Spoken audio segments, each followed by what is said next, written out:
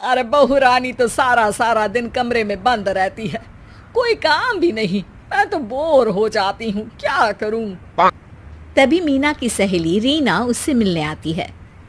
अरे मेरे घर का भी यही हाल है, बेटा ऑफिस और बहू कमरे में बंद, समय काटे नहीं कटता। लेकिन अब सच मानो तो वक्त ही नहीं है कि वक्त से रोटी भी खा लूं। अरे बहन, मुझे भी बता दे कौन सा जादू चलाया है। मैं भी अब जिंदगी के बचे कुचे दिन आराम से काट लूं। दीवारें देख देख कर तो बोर हो गई हूं मैं। रीना मीना को एक स्मार्टफोन देती है। ये ले, ये है वो छड़ी जो जादू करती है। इसमें मैंने तेरा फेसबुक अकाउंट भी बनाया है, एंजल प्रिया के नाम से। बस अब यहाँ दोस्त बना और सबसे बातें कर।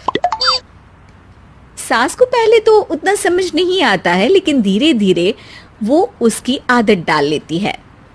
माँ जी जल्दी से खाना खा लीजिए, मुझे थोड़ा काम है।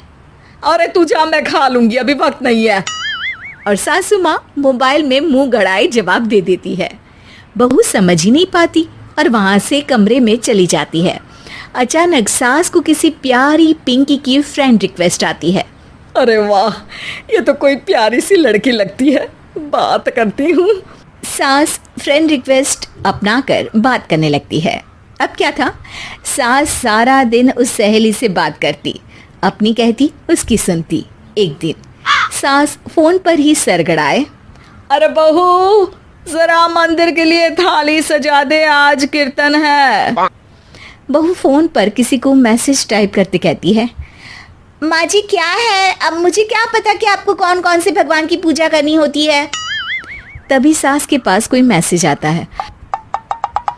अच्छा अच्छा ठीक है, रहने दे, मैं ही कर लूंगी। अब मैंने मना थोड़ी ना किया है, कर देती हूँ मैं। अब मैंने भी बोला ना कि थोड़ी देर में बात करती हूँ, तो मैं ही कर लेती हूँ, तू जा अपने कमरे में।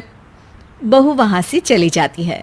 सास मंदिर पहुंचती है और मंदिर की सीढ़ियों पर बैठकर सास फोन पर लिखती है, अरे मेरी बहू सारा दिन अपने कमरे में बैठी रहती है। वहां से रिप्लाई आता है, मैं आपकी बहू को तो जानती नहीं हूँ, लेकिन हाँ एक बात है, हो सकता है आपने उसे ताने दिए होंगे या फिर उसका दिल दुखाया होगा। ऐसा करने पर बहुओं का मन ससुराल से हट जाता है। याद रखिए, बहू और बेटी में फर्क होता है। सास घर जाती है और बहू से बड़े ही प्यार से बात करती है, उसके लिए खाना बनाती है, उसे गिफ्ट में साड़ी भी देती है। जिसके बाद अगले दिन, माँ जी चलिए आज मैं भी आपके साथ मंदिर चलती हूँ, आते वक्त भोले भैया के गोलगप्पे खाकर आएंगे। अरे हाँ बहू, ये तो अच्छा है, चलो। सास मन में सोचती है कि उसकी फेक बुक वाली दोस्त कितनी अच्छी है। उसके समझाने से उसे उसकी बहू वापस मिल गई। वो बहू को अपनी दोस्त के बारे में बताने का सोचती है, लेकिन फिर चुप हो जाती है। बहू फोन पर टाइप करती है, मेरी सास मुझे नौकरानी समझती है, एक गिलास पानी तक खुद नहीं लेती। मन तो करता है कि बोल दूं, मैं बहू हूँ, कोई नौकरानी नहीं। वहां से रिप्लाई आता है, देखो तुम्हारी सास को तो मैं भी नहीं जानती, लेकिन वो बुजुर्ग होंगी, पूरा जीवन उन्होंने घर गृहस्थी चूल्हा चौका में निकाल दिया। और फिर तुम ये भी मत भूलो कि जिस पति पर तुमको इतना गर्व है, उसे भी शिक्षा उन्होंने ही दी है। तो जिसने तुम्हें इतना दिया, क्या तुम उनकी थोड़ी सी सेवा नहीं कर सकती। बहू भी अगले दिन से सास का सारा काम करती, उनके पैर दबाती, उनका ख्याल रखती, उनके साथ घूमने जाती। एक दिन सास, बहू ये लो मेरा हीरे का हार।